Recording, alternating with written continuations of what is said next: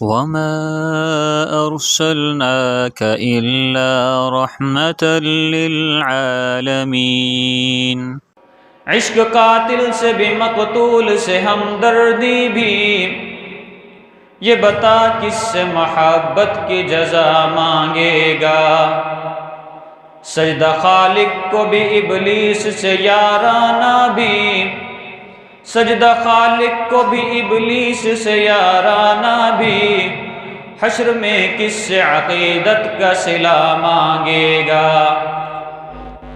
عشق خالق سے بھی مخلوق، عشق قاتل سے بھی مقتول سے ہمدردی بھی، یہ بتا کس سے محبت کی جزا مانگے گا۔ سجدہ خالق کو بھی ابلیس سے یارانہ بھی، حشر میں کس سے عقیدت کا صلہ مانگے گا۔ معزز سامعین کرام، اللہ رب العزت سے دعا ہے کہ اللہ تعالیٰ جو الفاظ میری زبان سے ادا کروائیں حق اور سچ ادا کروائیں، اور مجھے اور آپ کو اس پر عمل کرنے کی توفیق عطا فرمائیں۔ سامعین کرام، آج ہمارے معاشرے کی سب سے بڑی پریشانی یہ ہے کہ ہمارے گھر، ہمارے کاروبار، ہمارے رشتہ دار، ہر طرف ایک ہی پریشانی چھائی ہوئی ہے کہ مہنگائی، مہنگائی اور صرف مہنگائی۔ یقین کریں کہ اللہ رب العزت نے جو طور طریقے مسلمان کو جینے کے لیے بتلائے، ایمان والوں کو جینے کے بتلائے، ہم میں سے کوئی بھی اس پر عمل نہیں کر رہا۔ اور آج ہماری زندگیوں میں جو تھوڑی بہت آسانیاں، تھوڑی بہت فراوانیاں موجود ہیں، وہ اس وجہ سے ہیں کہ اللہ کے بندے، اللہ کے ولی، علماء، اولیاء ابھی اللہ اللہ کرنے والے موجود ہیں، اللہ کو یاد کرنے والے، اللہ کی تسبیح کرنے والے، اللہ سے استغفار کرنے والے ابھی اس دنیا میں موجود ہیں، جس کی وجہ سے آج ہم لوگوں میں اتنی آسانیاں باقی بچی ہوئی ہیں۔ ورنہ جس قسم کی آج ہماری طبیعت بن چکی ہے، شاید اللہ سے ڈر کے کہتا ہوں کہ اللہ نہ کرے، اللہ نہ کرے، اللہ نہ کرے ہم پر کوئی اللہ کی طرف سے عذاب بھی آ سکتا تھا۔ جب کبھی محمد الرسول اللہ صلی اللہ علیہ وسلم کے دور میں تیز ہوا چلتی یا بارش بہت تیز شروع ہو جاتی، یا کبھی کوئی مٹی اڑنے لگتی ہوا کی وجہ سے، تو محمد الرسول اللہ صلی اللہ علیہ وسلم فوراً مسجد کی طرف جاتے اور جا کر نماز میں مشغول ہو جایا کرتے تھے، اور اللہ رب العزت سے یہ عرض کیا کرتے تھے کہ یا اللہ ابھی تو تیرا نام لینے والے باقی ہیں، یا اللہ ابھی تو تیرے سامنے گڑ گڑانے والے باقی ہیں، یا اللہ تو نے کہا تھا کہ جب میرا نام لیوا کوئی نہ رہے گا تب عذاب آئے گا، یا اللہ ابھی تو یہ سب موجود ہیں، یا اللہ اگر یہ تیری طرف سے عذاب ہے تو یا اللہ اس سے ہمیں پناہ عطا فرما۔ آج ہمارا جو معاشرہ اتنی گہرائی میں، اتنی گہری کھائی میں جا کر گرا ہے، اس کی سب سے بڑی وجہ قرآن پاک میں اللہ رب العزت کا فرمان ہے وَلَا تَنْسَ فِي الْأَرْضِ مَرَحًا، کہ میرے بندو میری زمین پر اکڑ کر نہ چلنا۔ اگر میری زمین پر اکڑ کر چلو گے تو تمہارے ہاتھ تنگ کر دیے جائیں گے، تمہارے معاملات تنگ کر دیے جائیں گے، آج ہم اتنے تکبر میں آ چکے کہ اللہ رب العزت کے سامنے گڑ گڑانے سے بھاگتے ہیں، اتنے تکبر میں آ چکے کہ اللہ کے سامنے بھی سجدہ کرنے سے ہم بھاگتے ہیں۔ تکبر ہم دنیا میں نہیں دکھاتے، اللہ اور اللہ کے دین کے سامنے ہمیں تکبر آ جاتا ہے۔ اللہ کہتا ہے کہ اپنے حلیے کو محمد الرسول اللہ صلی اللہ علیہ وسلم جیسا بنا لو، مگر ہمیں یہ تکبر ہے کہ اگر ہم نے محمد الرسول اللہ صلی اللہ علیہ وسلم جیسا اپنا حلیہ بنا لیا تو لوگ کیا کہیں گے؟ یقین کریں اللہ کی قسم، کوئی بھی شخص میری یا تیری قبر میں آ کر سوال کے جوابات نہیں دے سکتا، کوئی بھی شخص میرے یا تیرے ترازو کے پلڑے کے پاس آ کر ہم میں سے کسی ایک کی نیکی میں اضافہ نہیں کر سکتا، اللہ کے سوالات پر وہ جواب نہیں دے سکتا۔ جواب صرف مجھے دینا ہے۔ جب اللہ کو جواب میں دوں گا تو پھر اس دنیا میں اللہ کو جواب میں نے دینا ہے، اس دنیا سے لوگوں سے ڈرتا پھرتا ہوں۔ آج ہمارے لباس، ہمارے چہرے اور ہماری چال چلن، بول چال، اٹھنا بیٹھنا، کاروبار، عزتیں صرف اور صرف دنیا کے دکھلاوے کے لیے ہیں۔ روز قیامت اللہ رب العزت ایک عالم دین کو بلائیں گے، پوچھیں گے کہ میں نے تجھے زندگی دی، اسے کس کام میں لگایا؟ وہ عالم دین جواب دے گا کہ اللہ تو نے مجھے زندگی دی، میں نے اس زندگی میں تیرے بھیجے ہوئے دین کو حاصل کیا، دین کے علم کو حاصل کیا، پھر اس دین کو لوگوں تک پہنچایا، اور اسی دین کو لوگوں تک پہنچاتے پہنچاتے مجھے موت آ گئی۔ اللہ رب العزت فرمائیں گے کہ یہ بندہ جھوٹ بولتا ہے، اس نے میری رضا کی خاطر نہ تو علم حاصل کیا اور نہ ہی لوگوں میں پھیلایا۔ اللہ فرمائیں گے کہ تو جھوٹ بولتا ہے، تو نے میری رضا کی خاطر نہیں بلکہ دنیا کے دکھلاوے کی خاطر، دنیا میں واہ واہ کرانے کی خاطر تو نے علم حاصل کیا، دنیا والوں کو دکھانے کے لیے تو نے علم حاصل کیا، دنیا والوں کو دکھانے کے لیے تو نے علم کا پرچار کیا، لہٰذا وہ سب ہو گیا، دنیا والوں نے دیکھ لیا، تیری تعریف کر لی، دنیا والوں نے دیکھ لیا کہ تو کیسے کیسے علم کو پھیلاتا ہے، تیری تعریف ہو گئی، آج یہاں پر تیرے لیے کچھ بھی موجود نہیں۔ اور اللہ رب العزت حکم دیں گے کہ اسے منہ کے بل گھسیٹ کر جہنم میں ڈال دیا جائے۔ پھر ایک شخص کو بلایا جائے گا جو جہاد فی سبیل اللہ کر چکا ہوگا، جو اللہ رب العزت کے راستے میں شہید ہوا ہوگا، ایسے شخص کو بلایا جائے گا، پوچھا جائے گا کہ تجھے زندگی عطا کی، کس کام لگائی؟ جواب دے گا کہ یا اللہ میں نے اپنی زندگی کو تیرے راستے پر قربان کر دیا، میں نے اپنی زندگی میں تیرے بتائے ہوئے راستے یعنی جہاد فی سبیل اللہ پر میں نکل گیا اور وہیں پر جہاد کرتا کرتا شہید ہو گیا اور تیرے سامنے آج پیش ہوا۔ اللہ فرمائیں گے کہ تو جھوٹ بولتا ہے، تو نے دنیا کو دکھانے کے لیے جہاد کیا، تو نے دنیا کو دکھانے کے لیے تو شہید ہوا، اور اس کے بعد دنیا والوں نے تیری تعریف کی کہ تو جہادی ہے، دنیا والوں نے تعریف کی کہ تو نے جہاد کرتے ہوئے شہادت حاصل کی، دنیا نے دیکھ لیا، تجھے تیرا بدلہ مل گیا، میرے پاس تیرے بدلے کے لیے کچھ نہیں، اور اسے بھی منہ کے بل گھسیٹتے ہوئے جہنم میں داخل کر دیا جائے گا۔ پھر ایک شخص کو بلایا جائے گا جو حافظ ہوگا، قاری ہوگا، پوچھا جائے گا کہ میں نے تجھے زندگی دی، تو نے اس زندگی کا کیا کیا؟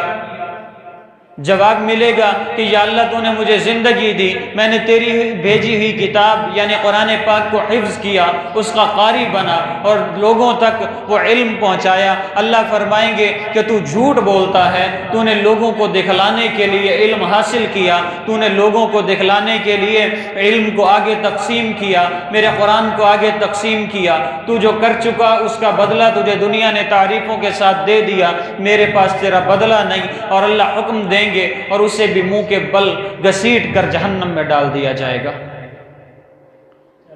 ایک شخص جو صرف دکھلاوے کے لیے علم حاصل کرتا ہے، دکھلاوے کے لیے اللہ کے راستے میں جہاد کرتا ہے اور شہید ہو جاتا ہے، دکھلاوے کے لیے اللہ کی کتاب یعنی قرآن پاک حفظ کرتا ہے، قاری بنتا ہے، اور وہی پڑھتے پڑھاتے ہوئے دنیا سے چلا جاتا ہے، وجہ کیا تھی اس کے جہنم میں جانے کی؟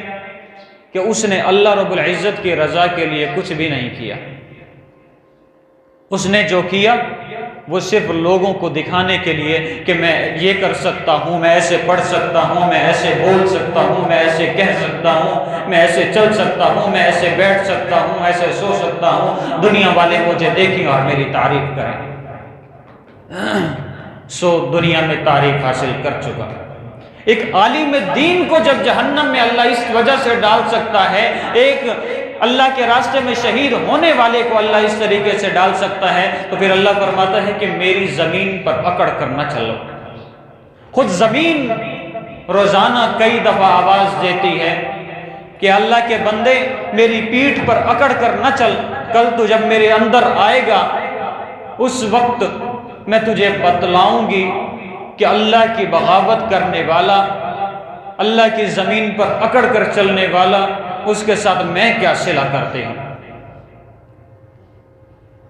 آج 99% ہماری پریشانیوں کی وجہ یہ ہے کہ ہم نے اللہ رب العزت کے احکامات اور محمد الرسول اللہ صلی اللہ علیہ وسلم کی شریعت کو بھول چکے، اور اسے بھول جانے کے بعد ہم یہ چاہتے ہیں کہ ہم کامیاب بھی ہو جائیں، ہم یہ چاہتے ہیں کہ ہمیں پریشانی کسی قسم کی بھی نہ ہو، ہم یہ چاہتے ہیں کہ اللہ کی دوستی ہمیں مل جائے، ہم یہ چاہتے ہیں کہ محمد الرسول اللہ صلی اللہ علیہ وسلم کے محبت کے صرف ہم دعوے دار نہ ہوں بلکہ حقیقی محبت ہمیں مل جائے۔ کیسے ملے گی جب ہم حاصل ہی نہیں کرنا چاہتے؟ ہم حاصل ہی نہیں کرنا چاہتے اس چیز کو۔ صحابہ کرام رضوان اللہ تعالی علیہم اجمعین کی زندگی کو اٹھا کر پڑھیں،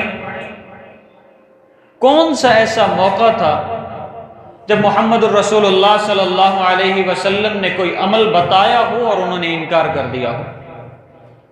محمد الرسول اللہ صلی اللہ علیہ وسلم نے کوئی کام کر کے دکھایا ہو اور صحابہ نے وہ نہ کیا ہو؟ ایسا کوئی بھی عمل نہیں۔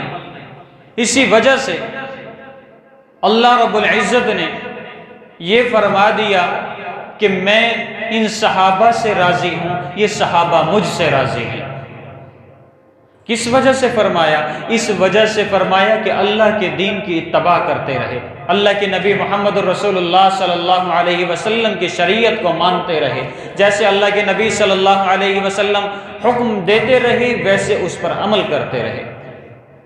تو اس کا انعام کیا ہوا کہ اللہ ان سے راضی ہوا، وہ اللہ سے راضی ہو گیا۔ اور محمد الرسول اللہ صلی اللہ علیہ وسلم خود فرماتے ہیں، علیکم بسنتی و اصحاب سنتی، میری سنتوں پر بھی چلو اور میرے صحابہ کی سنتوں پر بھی چلو۔ اور دوسری جگہ اللہ ان کے نبی صلی اللہ علیہ وسلم فرماتے ہیں، اصحابی کالنجوم بأیکم اقتدیتم اہتدیتم، میرے صحابہ ستاروں کی مانند ہے، جو ان کے پیچھے چلے گا کامیاب ہو جائے گا، اور ان میں سے جس کے پیچھے بھی چلے گا کامیاب ہو جائے گا۔ کیا صحابہ کرام رضوان اللہ تعالی علیہم اجمعین کی زندگی ہم لوگوں جیسی تھی؟ اگر کوئی ہمیں کسی صحابی کے بارے میں بتاتا ہے کہ فلاں صحابی اس طرز کی زندگی گزار کر گئے ہیں، ہم اس میں 100 کیڑے نکالتے ہیں کہ یہ بندہ سچ بھی کہہ رہا ہے یا جھوٹ بول رہا ہے، یہ جو کہہ رہا ہے یہ حقیقت میں ہے بھی یا نہیں۔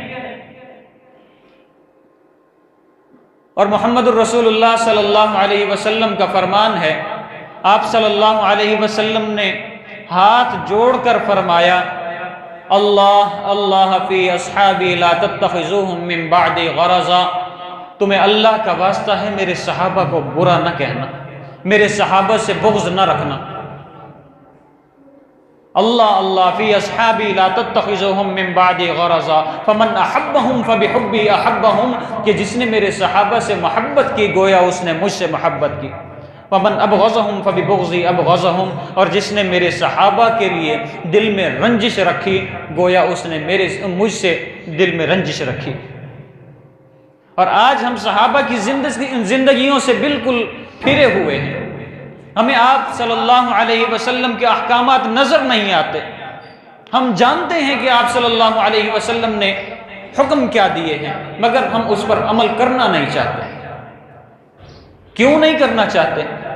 اس کی وجہ یہ ہے کہ ہم تکبر میں آ چکے ہیں، ہمارے اندر اکڑ آ چکی ہے، اور اکڑ بھی اس قسم کی کہ اللہ کے سامنے ہم اکڑتے ہیں، اللہ کے سامنے تمام کی تمام لغویات میں رہتے ہیں۔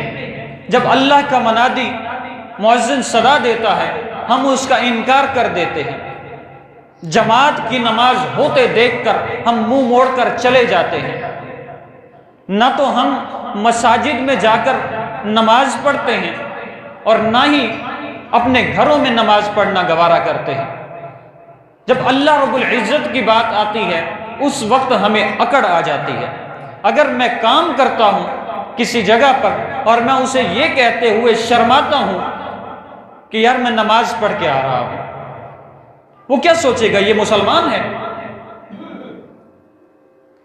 یہ مسلمان ہے اس لیے نماز پڑھنے جاتا ہے۔ اس وجہ سے ہم اسے نماز کے بارے میں نہیں کہتے۔ اگر کسی سے سوال کیا جائے نا، یار تو فلاں کام کرتا ہے اس میں تجھے نماز کا وقت نہیں ملتا، کہتا ہے کہ یار اگر میں نماز پڑھنے کے لیے نکلوں تو اتنی میری تنخواہ کٹ جائے گی، یا پھر میرا باس مجھ سے ناراض ہو جائے گا۔ اس باس کی ناراضگی ہمیں اتنی کھاتی ہے کہ اللہ کی ناراضگی ہم مول لے لیتے ہیں۔ اللہ کی ناراضگی ہمیں ناراضگی نہیں لگتی، مگر ہمارا مالک جس کے پاس ہم کام کر رہے ہیں اس کی اگر ناراضگی ہو گئی وہ تو تنخواہ کاٹ لے گا۔ میرے بھائی، تیرا رزق زمین سے آتا ہے یا آسمان سے نازل ہوتا ہے؟ روزانہ صبح صبح اللہ رب العزت تمام لوگوں کے رزق کو تقسیم کر دیتے ہیں، کوئی ایک شخص بھی ایسا نہیں بچتا جس کے رزق کو تقسیم نہ کیا جائے سوائے اس شخص کے جو صبح آرام سے سویا رہے۔ اس کے رزق کے بارے میں پھر پریشانی ہی ہے۔ فجر کی نماز کا حکم اسی وجہ سے ہے کہ اس وقت اللہ رب العزت رزق کی تقسیم فرماتے ہیں اور اس وقت ہم سوئے ہوتے ہیں۔ پھر سارا دن ہم دھوپ میں کھڑے رہتے ہیں۔ آپ نکلے کبھی، اکثر چوکوں میں مزدور طبقہ کھڑا ہوتا ہے۔ جہاں تک اندازہ ہے یا ایسے لوگ جن سے میں مل چکا ہوں ان لوگوں میں سے، اس میں تقریباً 95% ایسے لوگ ہیں جو نماز نہیں پڑھتے اور چوک پر سارا دن اس انتظار میں رہتے ہیں کہ شاید کوئی ہمیں مزدوری کے لیے بلانے آ جائے۔ ہم سارا دن دکان کھول کر بیٹھے رہتے ہیں، فارغ بیٹھے رہتے ہیں، نماز کے لیے نہیں جاتے کہ شاید ابھی کوئی گاہک آ جائے۔ فجر کی نماز بھی چھوڑ دیتے ہیں اور شام تک ہم وہاں بیٹھتے ہیں، تھکتے ہیں، اور جو بندہ انتظار کرتا ہے سب سے زیادہ تکان اسی کو ہوتی ہے۔ ہم وہاں بیٹھ کر انتظار گاہک کی کرتے ہیں مگر وہاں سے اٹھ کر اللہ رب العزت کے پاس نماز کے لیے نہیں جا سکتے۔ تو یہ خامی میرے اندر ہے یا میرے حاکم کے اندر ہے؟ یہ خامی میرے اندر ہے یا اللہ کی دین کے اندر ہے؟ اللہ نے تو تمام لوگوں سے یہ وعدہ فرمایا کہ کوئی بھی شخص مسلمان ہو، کافر ہو، ہندو ہو، یہودی ہو، عیسائی ہو، نصرانی ہو، میں سب کو رزق دوں گا۔ کیا اللہ رزق کسی کو نہیں دے رہا؟ کافر کو رزق ملتا ہے، مسلمان کو بھی رزق ملتا ہے۔